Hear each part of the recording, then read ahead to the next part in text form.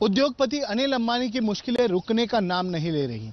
ED, CBI और सेबी के बाद अब SFIO serious fraud investigation office ने अब उनके खिलाफ एक इन्वेस्टिगेशन लॉन्च की है। अनिल अंबानी की कंपनियां और उनके बहुत से कंपनी के अधिकारी इस प्रोब की जांच के दायरे में हैं। आपको बता दें कि अनिल अंबानी की कंपनियां जैसे कि Reliance communication, CLE private limited, Reliance home finance limited, Reliance commercial finance limited, Reliance infrastructure, ये सारी कंपनियां जांच के दायरे में हैं।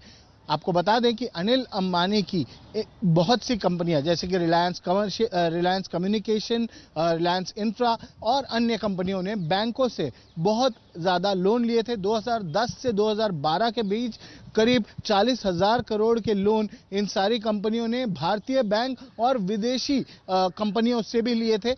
इसमें से करीब 19,000 करोड़ का लोन अभी तक बकाया है। भारत की 5 ऐसे बैंक हैं जिनका 19,000 करोड़ रुपया बकाया है और उसे एनपीए घोषित कर अनिल अंबानी की कुछ कंपनियों को फ्रॉड तक घोषित कर दिया है। इसी हफ्ते ईडी ने देश के कई शहरों में मौजूद अनिल अंबानी की 7,500 करोड़ रुपए की संपत्तियों को कुर्क किया है। ये सभी प्रॉपर्टी रिलायंस इंफ्रा के खिलाफ करोड़ों रुपए के बैंक धोखाधड़ी मामले में जब्त की गई है। ईडी ने एक बयान जारी कर बताया था कि आरकॉम और उसकी समूह कंपनियों ने 2010-12 की अवधि के बाद से घरेलू और विदेशी कंपनियों से कर्ज लिया था। उसमें 40,185 करोड़ रुपए बकाया है। इनमें से 5 बैंकों ने अनिल अंबानी ग्रुप के खातों को फ्रॉड घोषित किया है। 7,500 करोड़ की प्रॉपर्टी कुर्क होने के बाद 3 नवंबर को रिलायंस इंफ्रास्ट्रक्चर का बयान भी सामने आया था, जिसमें कंपनी ने लिखा था, हम सूचित करना चाहते हैं कि कंपनी की कुछ संपत्तियों को प्रवर्तन निदेशालय ने पीएमएलए के तहत कथित उल्लंघनों के लिए अस्थायी रूप से कुर्क कर लिया है। इससे रिलायंस इंफ्रास्ट्रक्चर लिमिटेड के व्यावसायिक संचालन, शेयर धारकों, कर्मचारियों या किसी अन्य हितधारक पर कोई प्रभाव नहीं पड़ेगा। अनिल अंबानी 3.5 साल से ज्यादा समय से रिलायंस इंफ्रास्ट्रक्चर लिमिटेड के बोर्ड में नहीं है।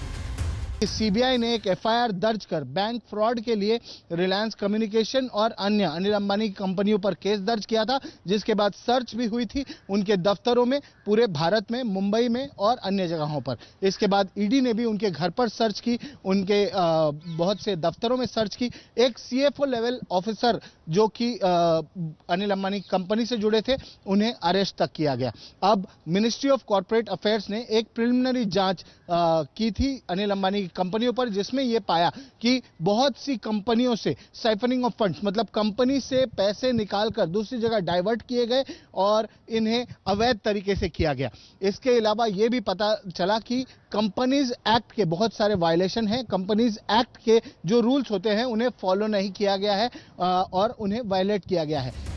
3 नवंबर को ईडी ने मुंबई के पाली हिल में अनिल अंबानी की 17 मंजिला हवेली पर भी शिकंजा कसा था। इस आलीशान घर की कीमत लगभग 5,000 करोड़ रुपए है, जो करीब 16,000 वर्ग फीट में फैला है और इसमें हेलीपैड, स्विमिंग पूल और जिम जैसी सुविधाएं भी मौजूद हैं। इससे पहले अगस्त में सीबीआई और ईडी ने अनिल अंबानी और रिलायंस अनिल अंबानी समूह से जुड़े कई अधिकारियों के घर और ऑफिस कैंपस की तलाशी ली थी, जिसके बाद एक सीएफओ स्तर के अधिकारी को भी गिरफ्तार किया गया था।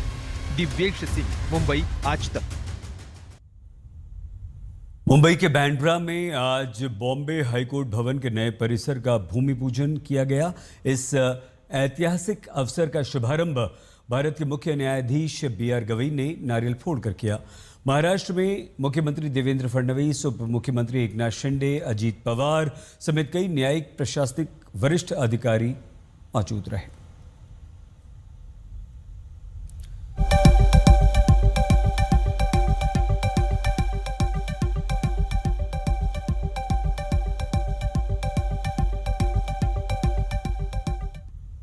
मुंबई के वडाला जीटीबी नगर स्टेशन पर परीक्षण के दौरान मोनोरेल में तकनीकी खराबी आ गई।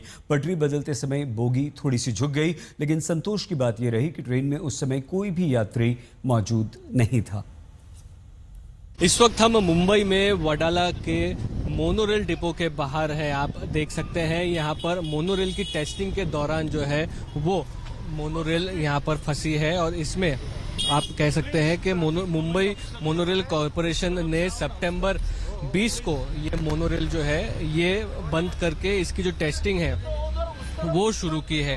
और उसके बाद आप कह सकते हैं कि टेस्टिंग के दौरान फिर से ये मोनोरेल में तकनीकी खराबी आने के कारण जो पार्ट जो है वो टूटा है। नई रेक जो है ये टेस्टिंग के दौरान हुआ है और इसका जो मरम्मत का काम है वो अभी चल रहा है, जैसे आप देख सकते हैं। तो महा Mumbai metro operation corporation limited की तरफ से कहा गया है कि कुछ एडवांस सिस्टम ट्रायल्स हैं, टेस्ट हैं जो इस वक्त किए जा रहे हैं, टेक्नोलॉजी अपग्रेडेशन किया जा रहा है, इसलिए 30 सितंबर से मोनोरेल की सर्विसेज बंद कर ये काम शुरू किया गया, जिसके टेस्टिंग के दौरान ये पूरा इंसिडेंट हुआ है, जिसमें जो एक टेक्निकल आदमी इसमें मौजूद था उसको माइनर इंजरीज आई है। उसी के साथ साथ आप कह सकते हैं कि पहले अगस्त में जब मुंबई में एक बार भारी बारिश हुई थी तब तकरीबन 700 लोग जो है इन मोनोरेल में अटके थे, उनको रेस्क्यू किया गया था। ऑक्सीजन की कमी भी उस समय हुई थी। तो वो स्ट्रेटजी के बाद कुछ और इंसिडेंट्स हुए, जिसके बाद मोनोरेल कॉरपोरेशन ने डिसाइड किया कि अब सिग्नल अपग्रेडेशन, कोच अपग्रेडेशन, सारी चीज़ों की ज़रूरत है और उन इंसिडेंट्स को रोकने के लिए सर्विसेज बंद करके टेस्टिंग शुरू कर गई। टेस्टिंग के दौरान भी इस तरह का इंसिडेंट हुआ है, जिस पर कॉरपोरेशन का कहना है कि इन्हीं गलतियों को सुधारने का काम वो कर रहे हैं। कैमरा पर्सन आशीष धामापुरकर के साथ मुस्तफा शेख, आज तक। हम बहुत छोटे से ब्रेक के लिए यहां पर रुक रहे हैं। आप प्लीज अपना बहुत ख्याल रखिएगा। देखते रहिए आज तक। Presented by